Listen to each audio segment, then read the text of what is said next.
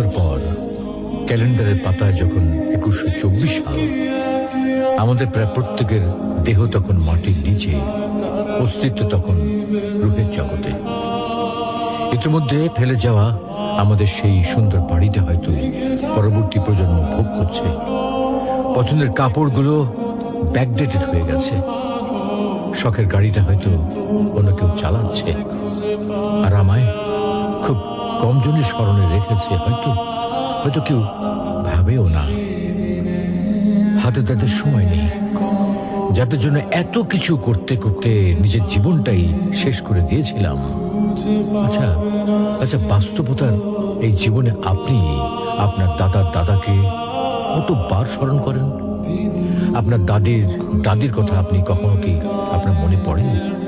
পৃথিবীর বুকে আজকে এই বেঁচে থাকা, এত হইচই, এত মায়া কান্না এভাবেই চলছে।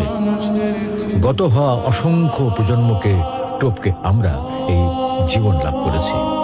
তেমনিভাবে আগামীতে অসংখ্য প্রজন্মের ভিড়ে হারিয়ে যাবে আমাদের এই জীবন।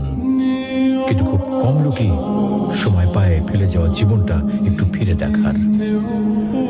বাস্তবতা হচ্ছে এই জীবনটা আমাদের কল্পনার চেয়েও অনেক অনেক ছোট। আজ থেকে 100 বছর পর ক্যালেন্ডারের পাতায় যখন 2124 সাল, আমাদের প্রায় প্রত্যেকের দেহ তখন মাটির নিচে, অস্তিত্ব তখন রূপের জগতে। ইতিমধ্যে ফেলে যাওয়া আমাদের সেই সুন্দর বাড়িটা হয়তো পরবর্তী প্রজন্ম ভোগ করছে। পছন্দের কাপড়গুলো ব্যাকডেটেড হয়ে গেছে। শখের গাড়িটা হয়তো কোনো কেউ চালাচ্ছে, আর আমায় খুব কম জনই স্মরণে রেখেছে, হয়তো কেউ ভাবেও না। হাতে তাদের সময় নেই, যাদের জন্য এত কিছু করতে করতে নিজের জীবনটাই শেষ করে দিয়েছিলাম। আচ্ছা, বাস্তবতার এই জীবনে আপনি আপনার দাদাকে কতবার স্মরণ করেন? আপনার দাদির কথা আপনি কখনো কি আপনার মনে পড়ে? পৃথিবীর বুকে আজকে এই বেঁচে থাকা, এত হইচই, এত মায়া কান্না এভাবেই চলছে। গত হওয়া অসংখ্য প্রজন্মকে টপকে আমরা এই জীবন লাভ করেছি। তেমনিভাবে আগামীতে অসংখ্য প্রজন্মের ভিড়ে হারিয়ে যাবে আমাদের এই জীবন।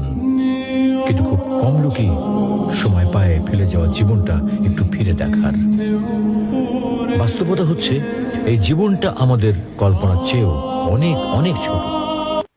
আজ থেকে 100 বছর পর